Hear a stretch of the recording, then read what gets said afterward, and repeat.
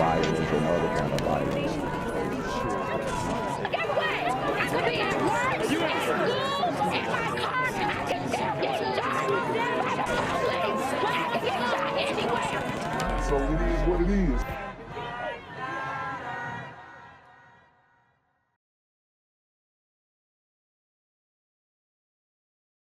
What's good, Shadow Realm? It's the Black Gen Z Mindset. Make sure you go ahead and like, comment, share, subscribe, and let's get into the video. Just this month in Detroit, 3 teens have been shot and killed. That is nearly 1 child a week. Woo! Just this month, going into 2023, three teens have been shot. I mean, that's 1 a week, y'all. Y'all heard what she said. These super teen gremlins are on demon time. And the problem is that a lot of their parents, which are usually single mothers, at least 80% of them, you know, that they're just not being present in their kids' life. I mean, that's just the reality. They're raising them with bad influences, allowing them to listen to vulgar music at very young ages. Don't lie and say y'all don't. I done seen your kids on TikTok. I done seen your kids, you know, with the iPhone and listening to whatever I done seen the kids listen to NBA Youngboy. Stop lying. Stop lying. You're exposing your children to adult content way too early. That's why they're having intercourse earlier. That's why they're getting involved in violent situations earlier. That's why they think that they're grown and their teacher can't tell them nothing. This is the problem. This is what's going down in the Communitah. 5 teens have been shot and survived. There is no question there is a serious issue with teens and guns. Many times teens are the victim, and many times they're also the shooter. Karen Drew has a closer look at the stats as police search now for solutions. It's a problem, and it's recently gotten much worse, the rate at which teenagers are involved in guns and gun violence. I sat down with Detroit's police chief. He says this issue keeps him awake at night, and the statistics are hard to hear. But then you look at 2022. 2022 was a 50% uptick in victims of homicide for juveniles, a 130% uptick in offenders of homicide for juveniles. So we went from 10 to 23. It's frightening what's happening in Detroit when it comes to teens and guns. But don't be fooled. The issue spreads throughout Metro Detroit. It's starting to, pardon the expression, explode again. Yes. Wow. So you heard what he said. It's about to explode again. So what can we do to find solutions to this issue? What I've been saying since the beginning, sisters, come get your kids. That's Mark Zimmerman. He is with the Institute for Firearm Safety Protection at the University of Michigan. About 6% of kids report carrying a weapon to school. And many times that weapon is a gun. Zimmerman says kids have access to guns far more often than their parents believe. We have Told you. The negligence in the home. found that the third to half of adults who think their kids can't get access to their gun, when we ask the kids, they say, oh, I can get access to that gun within 15 minutes. 75 to 80% of all school shooters obtain their gun from either a family's home or their own home. Clearly, that's part of the solution, keeping the guns away from teens, locking and securing correctly.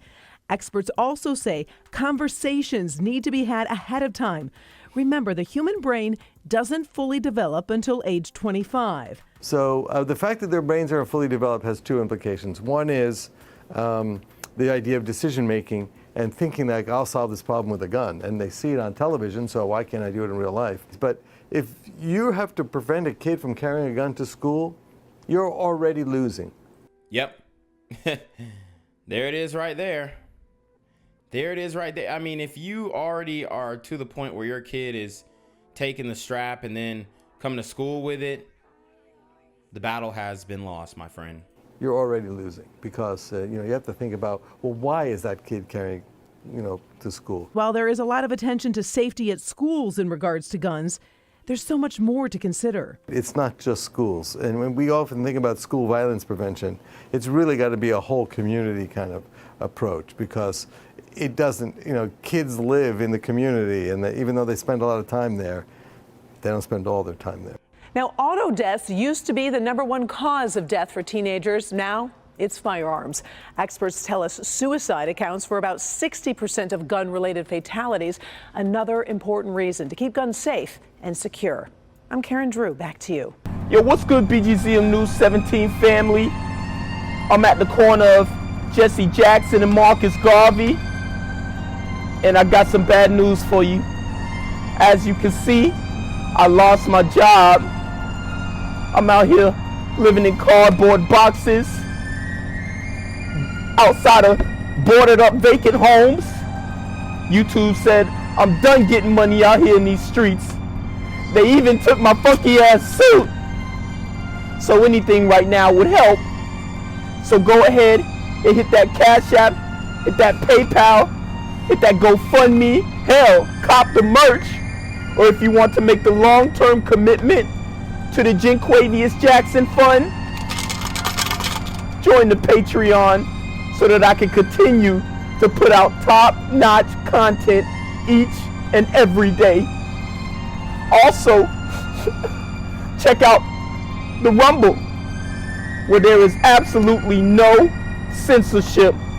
Link in the description box below. Hey, yo, ain't that nigga Jinquavius? Yo, I recognize. No, that's not me no more. Hey, yo, run your pocket. Y'all tell me what they say. Do the opposite of Antonio Brown and take What all your more do you want from me? Thank you for coming out and celebrating our Angel's special day. On this day, January 27th, Tracie Golden would have been celebrating her 54th birthday. We are here today because Tracie epitomized and she demonstrated and depicted in her living and her lifestyle that we are better and stronger together than we are by ourselves. Gathering in front of Sinai Grace Hospital, where Tracie worked for several years, the respiratory therapist shot and killed outside a liquor store on Grand River just 3 days after Christmas. And remember, guys, we covered this story. The super gremlin who walked up to her, ruthlessly deleted her for her car for a 15-minute joyride. I mean, you can't make this stuff up, guys. The suspect, just 19 years old, stealing her car and then arrested a few weeks later. What happened to my mother was a tragedy, and we cannot change that. But we can change the community we live in for the better in her memory. We're not only asking that. I gotta stop it right there. It's no longer a community. It's a communitah. People put down their guns, but we're asking people to put down hate.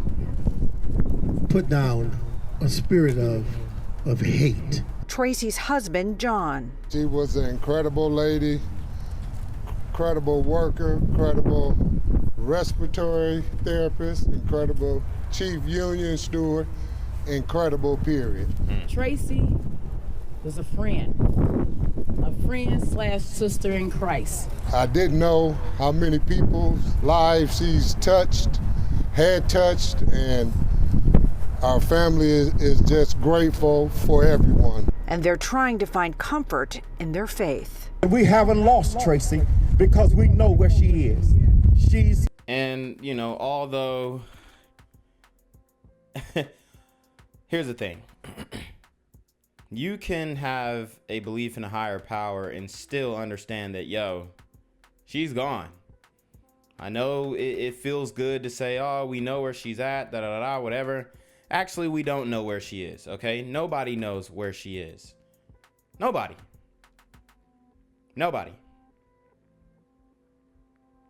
The only thing that we do know is that she was deleted by a super gremlin on Demon Time. So I get the heartfelt messages, like, for sure, this is what you do when somebody passes away. You have a memorial, whatnot. I get it. But when somebody passes away so violently and you come on here and you talk about, oh, well, it's fine because she's in a better place now.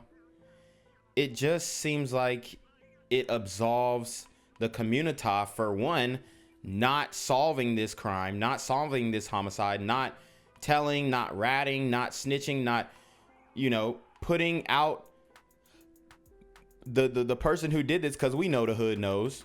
We know the hood knows who did it. Nobody's telling on this individual. Nobody's putting them out there. And this guy, he doesn't care. He's smoking on a Tracie Golden pack right now. Smoking on a pack right now. So I think that this is a cope. I think that we have to stop doing this, okay? And I'm all for religion, but we've got to stop with the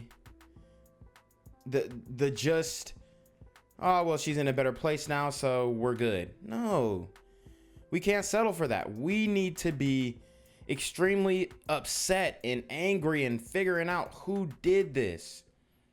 Getting justice for this woman. It's too easy of a cope. In the hands of the gracious God that gifted her to us in the first place. Let them know that the last time they saw her won't be the last time that we'll see her. We'll meet up with her again on the other side. In Detroit, Camila Mary on The Ed. A husband and father of 4 shot and killed during a suspected robbery. The crime happened nearly 2.5 years ago, and despite some evidence and a substantial reward, no arrests. His family is hoping their luck will change tonight with your help. 46-year-old Demetrius Jones was shot and killed on the morning of October 12, 2020, in his home on Greenway near Howell on Detroit's west side. It's a home Jones has known his whole life. It was my grandma's house, a house that we actually grew up in as little children. A home that he had recently made his own. After my grandma passed, he purchased the home. So that was a home that he owned, and that's a home that everybody came to visit. And someone did visit on October 12, 2020. It was all captured on surveillance video. Which came from, it was like a auto shop that was like directly across the street, like an alleyway across from there. It shows the suspects pull up in a dark-colored Chevy Impala. Police then say 2 armed men enter the house and start shooting. They then steal several items and take off. One of those items, a diamond necklace that Jones often wore. And my question is was it real diamond? How did these guys know that it was real? I don't know, but man, this is just wild. It seems like they really had the drop on him. His ops got the drop on him. They figured out where he was staying and came in there and just deleted this man. Probably didn't ask no questions. Just boom, clapped him. And these super gremlins are on demon time. They're animals, man. I mean, there's no excuse for this stuff. It's only going to get worse. The Communitah has demanded for these things. I understand. The Communitah has shouted defund the police, and we might get another defund the police movement as well after what happened in Memphis. But we see these situations happen time and time again. And we already know that these super gremlins had, most likely had a prior record. So, man, it's just sad. This brother is a Malcolm, okay? He's a mildly attractive, lucrative, communicative, operational, likable man, okay? What some might even call an educated lame. Or maybe he wasn't. Maybe he was in the streets. I don't know. But it seems like he's just an OG, who's doing his thing and trying to make it in life day by day. And for these super gremlins to come up, roll up on him and delete him in cold blood over a chain, it's ridiculous. Despite all these clues, no arrests have been made. I just feel like somebody somewhere knows something because people talk. The family is even offering up a substantial reward, a total of $45,000. All they're asking in return is for an anonymous tip to be made. If this was your family, would you want somebody to give up vital information like that? I just hope that somebody out there just, hear the hurt. Wow. Hear the hurt. And this is how the no snitch policy affects the Communitah. Here it is right here in your face. This is how the no snitch policy, the street code, affects the Communitah. The hurt, the pain. And people got the nerve to come in my comments saying that, oh, I'm doing more, you're doing more damage than you are good. Hey, if I didn't do what I did, y'all wouldn't even heard about these stories. If I didn't do what I'm doing, y'all wouldn't even know this was going on. A lot of people are taking the stories that I do and they would have never heard about them, but then they see my video, they take the story and then they go do it, and that's fine. I want the exposure to happen. But, you know, the social media oligarchs are stopping my motion because they don't want you to know about these things. They don't want you to understand that, hey, wherever you are, if you are in the Communitah, you're in danger, because they want you to be caught with what? Your pants down. Well, see the hurt in me. And I ain't talking about busting slack. I ain't talking about sagging. I'm talking about getting caught in an unexplainable situation that happens just like that. To come out and say something. Now, if you think you know something about this crime, simply call 1-800-SPEAK-UP. You don't have to leave your name, just the information. If that tip leads to an arrest, you will collect the reward. Gang violence and other kind of violence.